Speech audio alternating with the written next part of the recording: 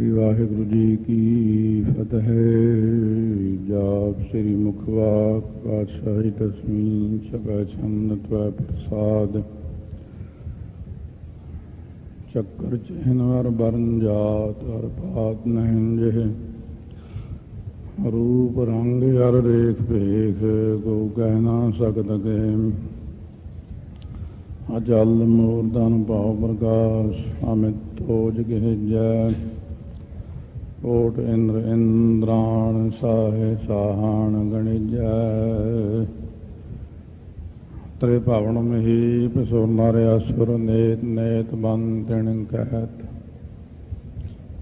द्वै सर्वनाम कथय कवन कर्म नाम वर्णत सुमत।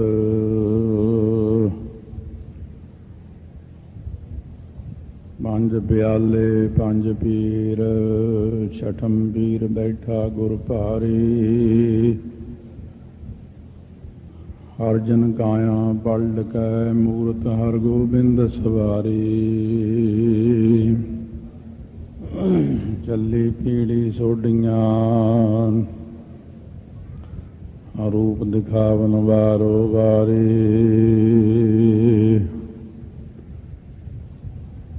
हस कृपान खंडो खड़ग तुपक तबर अरतीर। सैफ सरोही सैथी यह हमारे पीर।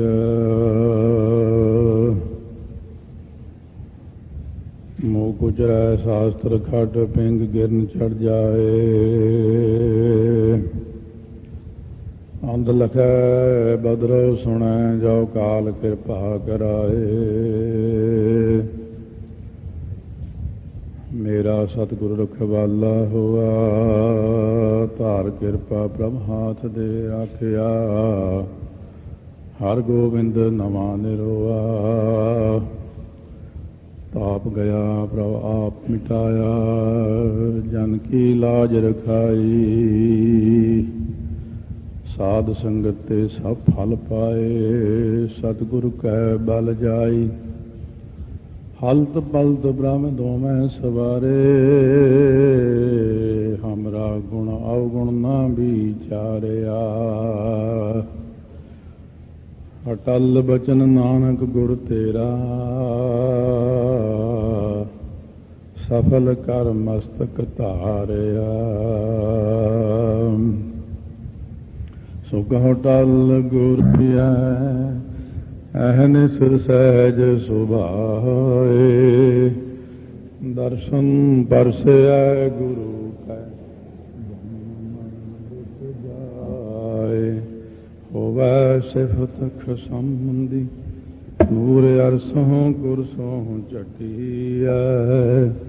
तुद डिठे पातशाह मल जन्म जन्म दी कटी है। सज्जन सच्चा पातशाह सिर शाहांद। जिस पास बैठिया सोही है सबना दा वेसा।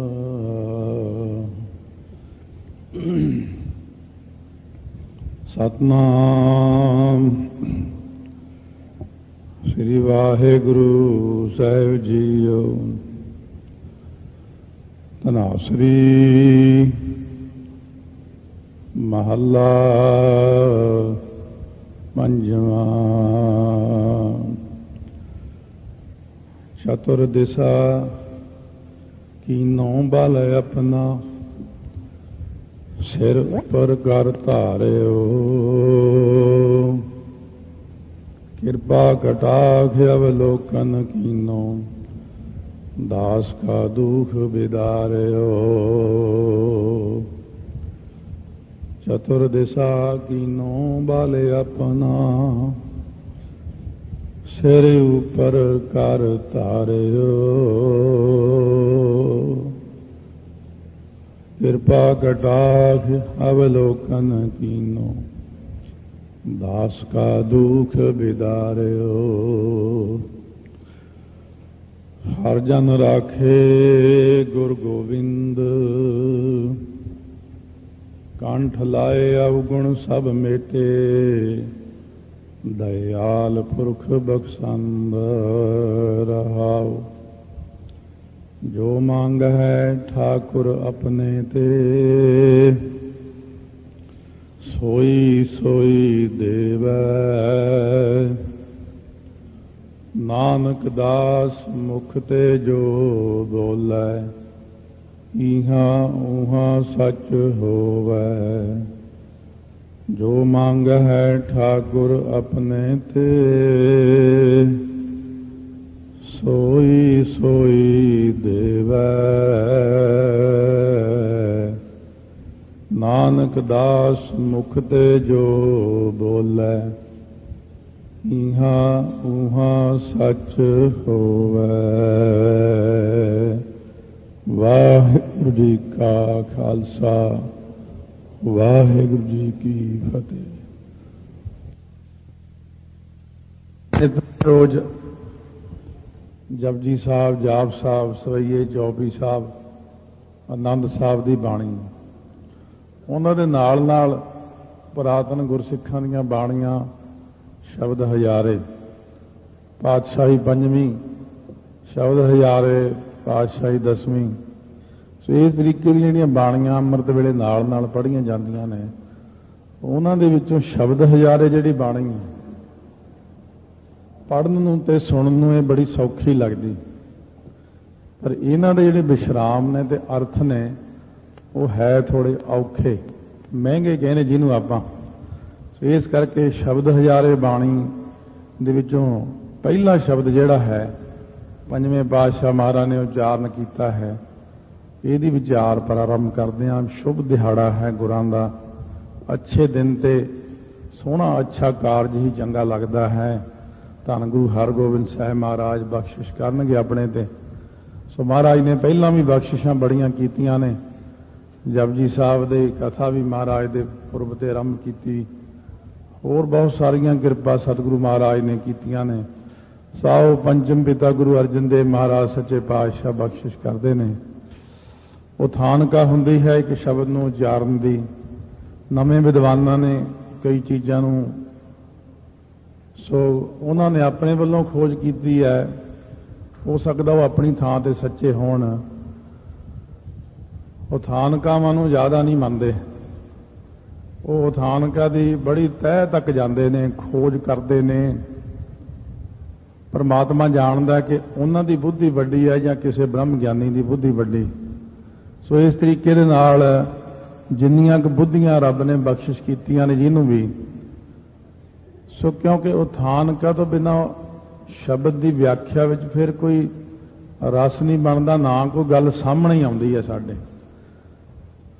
ਉਹ ਇੱਕ ਵਿਚਾਰ ਵੱਖਰੀ ਹੈ, ਉਹ ਵਿਦਵਾਨਾਂ ਦੀ ਆਪਣੀ ਅੰਤਰੀਵ ਬੈਠ ਕੇ ਅੰਦਰ ਕਮਰੇ 'ਚ ਬਹਿ ਕੇ ਕਰਨ ਵਾਲੀ ਗੱਲ ਹੈ। ਇਹ ਕਿਸ ਤਰ੍ਹਾਂ ਹੋਇਆ, ਪਰ ਆਮ ਪ੍ਰਚਲਿਤ ਤੌਰ ਤੇ ਇਸ ਸਾਖੀ ਨੂੰ ਸਾਰਿਆਂ ਨੇ ਪ੍ਰਵਾਨ ਕੀਤਾ ਹੈ। ਸ਼੍ਰੋਮਣੀ ਕਮੇਟੀ ਵਿੱਚ ਜੋ ਸ਼ਬਦਾਰਥ ਪੋਥੀਆਂ ਨੇ, ਉਹ ਬੜੇ ਪ੍ਰੋਫੈਸਰਾਂ ਨੇ ਮਿਲ ਕੇ ਪੋਥੀ ਬਣਾਈ, ਉਹਦੇ ਵਿੱਚ ਵੀ ਪ੍ਰਵਾਨ ਹੀ ਕੀਤਾ ਇਸ ਸਾਖੀ ਨੂੰ।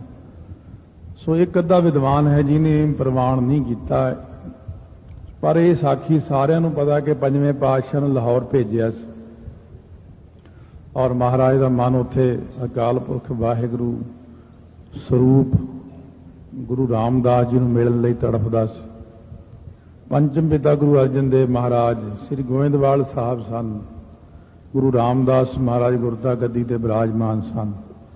ਗੁਰੂ ਰਾਮਦਾਸ ਮਹਾਰਾਜ ਦੇ ਤਾਇਆ ਜੀ ਦਾ ਸਪੁੱਤਰ ਭਾਈ ਸੰਘਾਰੀ ਮੱਲ ਆਇਆ, ਮੱਥਾ ਟੇਕਿਆ, ਬੈਠਾ, ਬੇਨਤੀ ਕੀਤੀ, ਮਹਾਰਾਜ ਕਿਰਪਾ ਕਰੋ, ਤੁਹਾਡੇ ਭਤੀਜੇ ਦਾ ਵਿਆਹ ਹੈ, ਲਾਹੌਰ ਮੇਰੇ ਨਾਲ ਚੱਲੋ। ਮਹਾਰਾਜ ਨੇ ਦੋ ਵਿਚਾਰਾਂ ਕੀਤੀਆਂ, ਇੱਕ ਤੇ ਇੱਥੋਂ ਆ ਕੇ ਸੰਗਤ ਵਾਪਸ ਮੁੜ ਜਾਂਦੀ ਹੈ, ਦੂਸਰਾ ਇਹਨੂੰ ਕਰਜ਼ਾ ਲੈਣਾ ਪਵੇਗਾ, ਇੰਨੀ ਸੰਗਤ ਜੇ ਇਹਦੇ ਘਰ ਚਲੀ ਗਈ ਰੋਟੀ ਕਿੱਥੋਂ ਖਵਾਵੇਗਾ, ਇਹਨੂੰ ਮੁਸ਼ਕਲ ਹੋ ਜਾਣੀ ਹੈ, ਇਹ ਮੁਸੀਬਤ 'ਚ ਫਸ ਜਾਣਾ। ਇਸ ਕਰਕੇ ਮਹਾਰਾਜ ਕਹਿੰਦੇ ਨਹੀਂ ਭਾਈ, ਇੱਥੇ ਕਾਰਜ ਬੜੇ ਨੇ, ਸੰਗਤ ਬੜੀ ਆਉਂਦੀ ਹੈ, ਤੋ ਤੂੰ ਐਂ ਕਰ, ਸਾਡੇ ਵੱਡੇ ਸਾਹਿਬਜ਼ਾਦੇ ਨੂੰ ਪਿਰਥੀ ਚੰਦ ਨੂੰ ਨਾਲ ਲੈ ਜਾ। ਸੋ ਪਿਰਥੀ ਚੰਦ ਨੂੰ ਆਵਾਜ਼ ਦਿੱਤੀ, ਬੁਲਾਇਆ, ਸੇਵਾਦਾਰ ਬੁਲਾ ਕੇ ਲਿਆਇਆ। ਭਈ ਸੰਘਾਰੀ ਮਲ ਦੇ ਤੁਹਾਡੇ ਤਾਇਆ ਜੀ ਨੇ, ਸੋ ਕਿਉਂਕਿ ਗੁਰੂ ਰਾਮਦਾਸ ਮਹਾਰਾਜ ਦੇ ਤਾਇਆ ਜੀ ਦੇ ਪੁੱਤਰ ਸੀ, ਵੱਡੇ ਸੀ, ਇਸ ਕਰਕੇ ਪ੍ਰਿਥੀ ਚੰਦ ਹੁਣਾਂ ਦੇ ਵੀ ਤਾਇਆ ਜੀ ਲੱਗਦੇ ਸੀ ਸੰਘਾਰੀ ਮਲ। ਕਹਿੰਦੇ ਤੁਹਾਡੇ ਤਾਇਆ ਜੀ ਦੇ ਸੁਪੁੱਤਰ ਦੀ ਸ਼ਾਦੀ ਹੈ, ਸੋ ਉੱਥੇ ਬਹੁਤ ਵਿਆਹ ਦਾ ਕੰਮ ਹੁੰਦਾ, ਤੁਸੀਂ ਜਾ ਕੇ ਸਾਰਾ ਨਿਪਟਾ ਕੇ ਆਓ।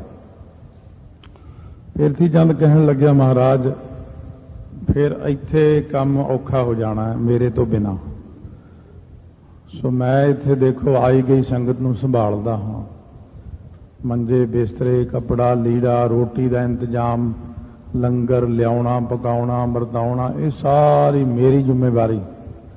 ਜੇ ਮੈਂ ਚਲਿਆ ਗਿਆ ਮਹਾਰਾਜ ਇੱਥੇ ਕੰਮ ਰੁਕ ਜਾਣਾ।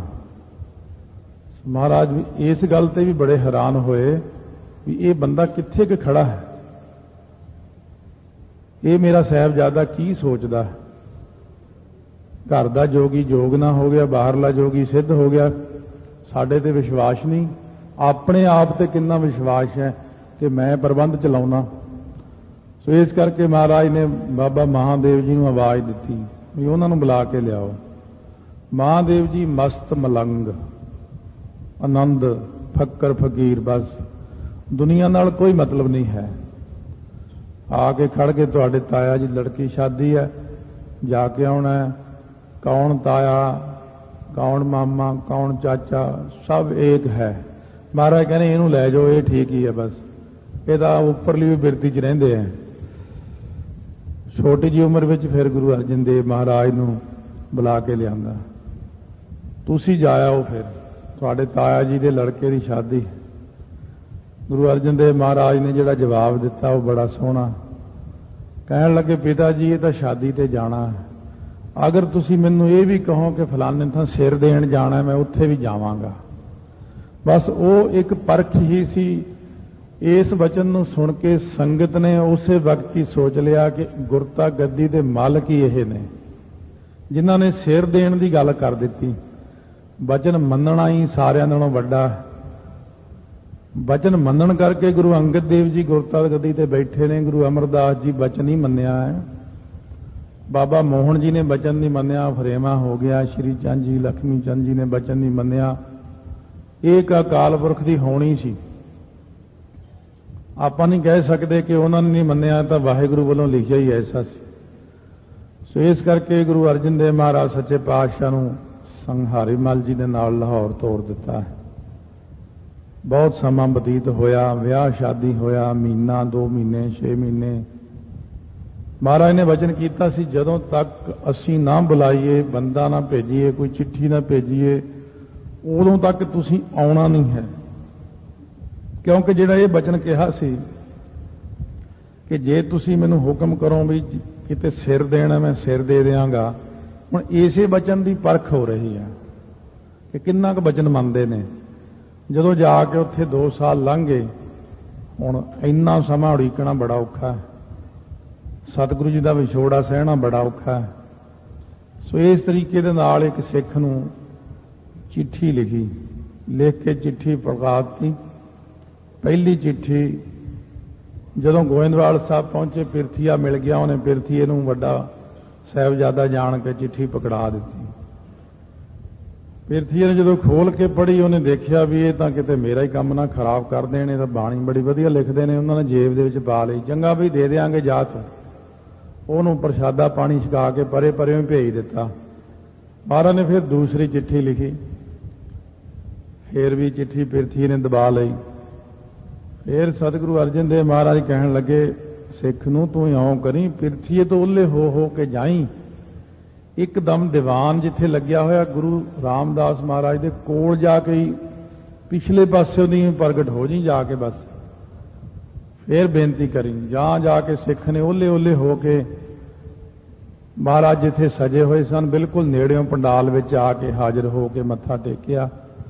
ਮਹਾਰਾਜ ਆ ਚਿੱਠੀ ਭੇਜੀ ਲਾਹੌਰ ਤੋਂ ਸਾਹਿਬਜ਼ਾਦਿਆਂ ਨੇ।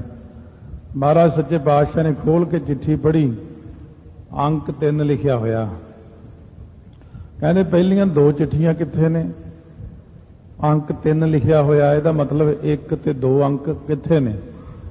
ਕਹਿੰਦੇ ਜੀ ਉਹ ਤਾਂ ਪਿਰਥੀਆ ਜੀ ਨੂੰ ਦਿੱਤੇ ਸੀ। ਆਹੀ ਦਿਨ ਸੀ, ਬੜੇ ਗਰਮੀ ਦੇ ਜੇਠ ਹਾੜ ਦੇ ਦਿਨ ਸੀ। ਕਹਿੰਦੇ ਪਿਰਥੀ ਨੂੰ ਬੁਲਾਓ।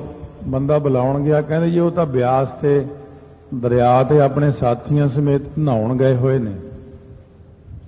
ਪਿਰਥੀ ਨੂੰ ਸੁਨੇਹਾ ਦਿੱਤਾ, ਉਹ ਕਹਿੰਦੇ ਮੈਂ ਆਉਣਾ, ਨਹਾ ਕੇ ਆਉਣਾ। ਨਹਾ ਧੋ ਕੇ ਆਇਆ, 5-4 ਬੰਦੇ ਅੱਗੇ ਪਿੱਛੇ ਨਾਲ, ਬੜਾ ਟੌਰ ਕੱਢਿਆ ਹੋਇਆ ਆਪਣਾ, ਆ ਕੇ ਮਹਾਰਾਜ ਨੂੰ ਸਿਰ ਜਿਹਾ ਝੁਕਾ ਕੇ ਉੱਥੇ ਬੈਠਾ। ਮਹਾਰਾਜ ਕਹਿੰਦੇ ਪਿਰਥੀ ਚੰਦ ਭਾਈ, ਜਿਹੜੇ ਪੱਤਰ ਤੁਹਾਡੇ ਭਰਾਤਾ ਜੀ ਨੇ ਲਾਹੌਰ ਤੋਂ ਪਹਿਲੇ 2 ਭੇਜੇ ਸੀ, ਉਹ ਕਿੱਥੇ ਨੇ? ਨਾ ਮਹਾਰਾਜ, ਮੈਨੂੰ ਤਾਂ ਨਹੀਂ ਪਤਾ ਕਿੱਥੇ ਨੇ। ਕਹਿੰਦੇ ਭਾਈ ਆਹ ਸਿੱਖ ਤੀਸਰੀ ਚਿੱਠੀ ਲਿਆਇਆ, ਉਹ ਕਹਿੰਦਾ ਮੈਂ ਪਿਰਥੀ ਚੰਦ ਨੂੰ ਦਿੱਤੇ ਨੇ। ਕਹਿਣ ਲੱਗਿਆ ਨਹੀਂ ਮਹਾਰਾਜ, ਇਹ ਤਾਂ ਐਵੇਂ ਗੁਰੂ ਮਾਰਿਆ ਝੂਠ ਬੋਲੀ ਜਾਂਦਾ, ਫਾਲਤੂ। ਇਹੋ ਜਿਹੇ ਕਿੱਥੋਂ ਬੰਦੇ ਵਾੜ ਲੈਣ ਤੁਸੀਂ ਇੱਥੇ, ਝੂਠਾ ਆਦਮੀ ਹੈ। ਸੋ ਮਹਾਰਾਜ ਨੇ ਆਪਣੇ ਸੇਵਾਦਾਰ ਨੂੰ ਸੱਦ ਕੇ ਕੰਨ ਵਿੱਚ ਕਿਹਾ, ਕਹਿੰਦੇ ਪਿਰਥੀ ਚੰਦ ਦੇ ਘਰੇ ਜਾ, ਸਾਹਮਣੇ ਹੀ ਇਹਦਾ ਚੋਲਾ ਲਮਕਦਾ ਹੋਵੇਗਾ ਕੀਲੀ ਦੇ ਉੱਤੇ, ਉਹਦੀ ਸੱਜੀ ਜੇਬ ਵਿੱਚੋਂ ਚਿੱਠੀਆਂ ਉਹ ਕੱਢ ਲਿਆ ਜਾ ਕੇ। ਅੰਤਰਜਾਮੀ ਸਤਿਗੁਰੂ ਇਹੀ ਤਾਂ ਹੁੰਦੇ ਨੇ, ਅੰਤਰਜਾਮਤਾ ਇਸੇ ਨੂੰ ਕਹਿੰਦੇ ਨੇ। ਨਹੀਂ ਤਾਂ ਹੁਣ ਲੋਕ ਖਾ ਜਾਂਦੇ ਗੁਰੂ ਘਰ ਨੂੰ। ਅੰਤਰਜਾਮਤਾ ਦਾ ਸਦਕਾ ਹੀ ਸਾਰਾ ਕੁਝ ਹੁੰਦਾ। ਸੋ ਮਹਾਰਾਜ ਦੇ ਉਹ ਚੋਲਾ ਹੀ ਚੱਕ ਲਿਆ ਹੈ ਸਿੱਖ। ਕਹਿੰਦੇ ਆਹ ਤੇਰਾ ਹੀ ਚੋਲਾ? ਕਹਿੰਦੇ ਹਾਂ ਮਹਾਰਾਜ। ਕਹਿੰਦੇ ਆਹ ਸੱਜੀ ਜੇਬ ਵਿੱਚ ਆ ਚਿੱਠੀਆਂ ਕੱਢ ਲਈਆਂ ਮਹਾਰਾਜ ਨੇ। ਕਹਿੰਦੇ ਆਹ ਤੂੰ ਹੀ ਲਕੋਈਆਂ ਨੇ ਨਾ? ਬੜਾ ਸ਼ਰਮਸਾਰ ਹੋਇਆ, ਬਹੁਤ ਗਲਤ ਮਲਤ ਬੋਲਿਆ। ਸੰਗਤ ਦੇ ਮਨੋਂ ਉੱਥੋਂ ਹੀ ਲੈ ਗਿਆ ਝੂਠ ਬੋਲਣ ਕਰਕੇ।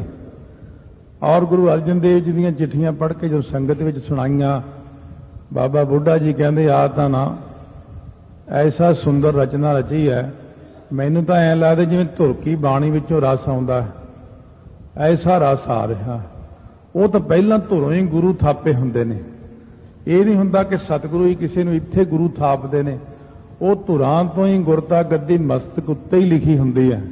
ਸੋ ਇਸ ਕਰਕੇ ਉਹ ਜੇ ਗੁਰਤਾ ਗੱਦੀ ਤੇ ਆਉਣ ਤੋਂ ਪਹਿਲਾਂ ਵੀ ਰਚਨਾ ਕਰ ਦੇਣ ਕੋਈ, ਤਾਂ ਉਹ ਰਚਨਾ ਵੀ ਰਸਦਾਇਕ ਹੁੰਦੀ।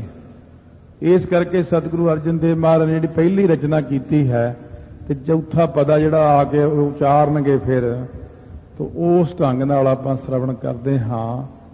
ਇਹ ਪੁਰਾਤਨ ਇੱਕ ਮਰਿਆਦਾ ਚਲੀ ਆਉਂਦੀ ਹੈ ਇਸੇ ਢੰਗ ਦੀ। ਪਹਿਲਾਂ ਇੱਥੇ ਇੱਕ ਓਂਕਾਰ ਸਤਿਗੁਰ ਪ੍ਰਸਾਦ ਪੁਰਾਤਨ ਸਰੂਪਾਂ ਵਿੱਚ ਹੁੰਦਾ ਸੀ। ਜਾਂ ਤੇ ਲਿਖਾਰੀਆਂ ਦੀ ਉਕਾਈ ਰਹੀ ਜਾਂ ਪ੍ਰੈਸ ਦੀ ਉਕਾਈ ਹੋਈ, ਤੇ ਇੱਕ ਓਂਕਾਰ ਸਤਿਗੁਰ ਪ੍ਰਸਾਦ ਇੱਥੋਂ ਮਿਟ ਗਿਆ। ਹੁਣ ਸਿਰਫ ਇੰਨਾ ਰਹਿ ਗਿਆ, ਮਾਝ ਮਹੱਲਾ ਪੰਜਵਾਂ, ਚੌਪ ਦੇ ਘਰ ਪਹਿਲਾ। ਮਾਝ ਰਾਗ ਪੰਜਵੇਂ ਪਾਤਸ਼ਾਹ ਮਹਾਰਾਜ ਉਚਾਰਨ ਕਰਦੇ ਨੇ। ਚੌਪ ਦੇ 4 ਪੌੜੀਆਂ ਵਾਲਾ ਸ਼ਬਦ ਹੈ। ਘਰ ਪਹਿਲਾ, ਪਹਿਲੇ ਘਰ ਸੁਰਤਾਰ ਚ ਗੁਣ ਗਾਉਣ ਦਾ ਹੁਕਮ ਹੈ। ਸੋ ਇਸ ਪ੍ਰਕਾਰ ਮਹਾਰਾਜ ਨੂੰ ਉੱਥੇ ਨੀਂਦ ਨਾ ਆਵੇ, ਪ੍ਰਸ਼ਾਦਾ ਨਾ ਛਕਣ, ਪਾਣੀ ਨਾ ਪੀਣ, ਧਰਮਸ਼ਾਲਾ ਦੇ ਉੱਪਰ ਖੜ ਕੇ ਜਿਹੜਾ ਰਸਤਾ ਸ੍ਰੀ ਅੰਮ੍ਰਿਤਸਰ ਸਾਹਿਬ ਤੋਂ ਆਉਂਦਾ ਸੀ, ਉਸ ਰਸਤੇ ਵੱਲ ਨੂੰ ਦੇਖੀ ਜਾਇਆ ਕਰਨ। ਅੱਖਾਂ ਵਿੱਚੋਂ ਪਾਣੀ ਜਾਂਦਾ। ਹੁਣ ਕੁਝ ਖਾਣਾ ਨਹੀਂ, ਪੀਣਾ ਨਹੀਂ, ਸੌਣਾ ਨਹੀਂ, ਸਰੀਰ ਕਮਜ਼ੋਰ ਹੋਣ ਲੱਗ ਪਿਆ। ਤਾਂ ਉਸ ਵਕਤ ਮਹਾਰਾਜ ਨੇ ਪਹਿਲਾ ਜਿਹੜਾ ਪੱਤਰ ਲਿਖਿਆ ਹੈ, ਪ੍ਰੇਮ ਭਰਿਆ ਪੱਤਰ, ਮੇਰਾ ਮਨ ਲੋਚੈ ਗੁਰ ਦਰਸ਼ਨ ਤਾਈ। ਇਹ ਪਹਿਲੀ ਚਿੱਠੀ ਸੀ ਜਿਹੜੀ ਪਿਰਥੀ ਨੇ ਦਿੱਤੀ ਨਹੀਂ ਗਾਹਾਂ। ਜਦੋਂ ਗੁਰੂ ਅਰਜਨ ਦੇਵ ਮਹਾਰਾਜ ਦੀ ਇਹ ਚਿੱਠੀ ਗੁਰੂ ਰਾਮਦਾਸ ਮਹਾਰਾਜ ਨੇ ਪੜ੍ਹੀ, ਕਿਉਂਕਿ ਦਿਲਾਂ ਨੂੰ ਦਿਲਾਂ ਦੇ ਰਾਹ ਹੁੰਦੇ ਨੇ, ਸਤਿਗੁਰੂ ਜਾਣਦੇ ਨੇ ਇਸ ਦਰਦ ਨੂੰ। ਜਿਹੜਾ ਕਿਸੇ ਦੇ ਮਨ ਦੇ ਅੰਦਰ ਦਰਦ ਹੈ, ਅਵਰ ਕੇ ਜਾਣੈ ਕੋ ਪੀਰ ਪਰਈਆ। ਕਿਉਂਕਿ ਗੁਰੂ ਰਾਮਦਾਸ ਤਾਂ ਆਪ ਬਹੁਤੇ ਜ਼ਿਆਦਾ ਬੈਰਾਗੀ ਸਨ, ਤੇ ਜਦ ਇਹੋ ਜਿਹਾ ਬਰਾਗ ਦਾ ਸ਼ਬਦ ਗੁਰੂ ਅਰਜਨ ਦੇਵ ਜੀ ਨੇ ਲਿਖ ਕੇ ਭੇਜਿਆ, ਗੁਰੂ ਰਾਮਦਾਸ ਮਹਾਰਾਜ ਦੇ ਨੇਤਰਾਂ ਵਿੱਚੋਂ ਜਲ ਚੱਲ ਪਿਆ। ਬਹੁਤ ਬਰਾਗ ਵਿੱਚ ਆ ਗਏ ਨੇ ਕਿ ਇਹੋ ਜਿਹਾ ਪ੍ਰੇਮ ਤਾਂ ਸਾਡਾ ਸੀ ਗੁਰੂ ਅਮਰਦਾਸ ਜੀ ਦੇ ਨਾਲ। ਉਹਨਾਂ ਨੂੰ ਆਪਣਾ ਪ੍ਰੇਮ ਯਾਦ ਆ ਗਿਆ। ਕਿਉਂਕਿ ਜਦੋਂ ਐਸਾ ਕੋਈ ਪ੍ਰੇਮੀ ਮਿਲੇ ਤਾਂ ਸਾਨੂੰ ਫਟ ਪਤਾ ਲੱਗ ਜਾਂਦਾ ਕਿ ਇਹਦੇ ਅੰਦਰ ਕਿੰਨੀ ਕੁ ਬਿਰਹ ਹੈ, ਕਿੰਨਾ ਕੁ ਵਿਛੋੜਾ ਹੈ, ਕਿੰਨਾ ਕੁ ਬਰਾਗ ਹੈ। ਤਾਂ ਗੁਰੂ ਅਰਜਨ ਦੇਵ ਜੀ ਇਸ ਬਾਣੀ ਤੋਂ ਹੀ ਪਤਾ ਲੱਗਦਾ ਕਿ ਮੇਰਾ ਮਨ ਲੁੱਚ ਹੈ, ਇੱਛਾ ਕਰਦਾ ਹੈ, ਚਾਹੁੰਦਾ ਹੈ, ਗੁਰਾਂ ਦੇ ਦਰਸ਼ਨਾਂ ਨੂੰ ਚਾਹੁੰਦਾ। ਤੁਹਾਡੇ ਦਰਸ਼ਨਾਂ ਨੂੰ ਇਹ ਗੁਰੂ ਰਾਮਦਾਸ ਜੀ ਮੇਰਾ ਮਨ ਲੋਚਦਾ ਹੈ। ਕਿੰਨਾ ਕੁ ਲੋਚਦਾ ਹੈ? ਬਿਲਪ ਕਰੇ ਚਾਤ੍ਰਿਕ ਕੀ ਨਿਆਈ। ਚਾਤ੍ਰਿਕ ਜਿਵੇਂ ਬਬੀਹਾ ਬਿਲਪ ਕਰਦਾ ਹੈ, ਬਿਰਲਾਪ ਕਰਦਾ ਹੈ, ਸਵੇਰੇ ਸਵੇਰੇ ਪ੍ਰਯੋ ਪ੍ਰਯੋ ਪ੍ਰਯੋ ਕਰਦਾ ਹੀ ਰਹਿੰਦਾ। मेरा मन भी नहीं टिकदा। बबीहा तो अमृत वेले बोलिया, पर मेरा मन 24 घंटे बोलदा। 24 घंटे ना मैनू नींद आउंदी है, ना प्यास, ना मैनू कोई भुख लगती है। एक टक अखां खुलियां रहिंदियां ने। बस धन गुरु रामदास जी के स्वरूप का ध्यान करते हैं। धन गुरु रामदास, धन गुरु रामदास जी, कदों दर्शन दोगे महाराज? एक तार टिक टिकी जी लगी हुई है, इसे करके लिखिया कि तरीखा ना उतरै, मैं बबीहा तुहाडे दर्शनां दा प्यासा, मेरी अखां दी प्यास नहीं उतरदी, मेरे मन की प्यास नहीं उतरदी, शांत ना आवे, मन नूं शांति नहीं आउंदी, नींद नहीं आउंदी। शांति की नींद एक वखरी हुंदी। एक तो नींद है, रोटी खा ली नींद आ जाती, कोई भारी चीज़ खा ली नींद आ जाती है, पर यह शांति की नींद संकल्पों ते विकल्पों तो रहत हो जाना, मन ने इहनूं शांति की नींद कहते हैं। त्रिखा ना उतरै, शांत ना आवे, बिन दर्शन संत प्यारे जीओ। इको ही पद है, चाहे वो गुर दर्शन लिखिया है, चाहे संत दर्शन लिखिया है। अपने पिता जी की सिफत की है, शांत आत्मा, संत रूप, शुभ गुणा वाले सतगुरु, मेरे सोहने प्यारे पिता जी, दर्शन तुहाडे तो बिना मैनू शांति नहीं आउंदी। बिन दर्शन संत प्यारे जीओ।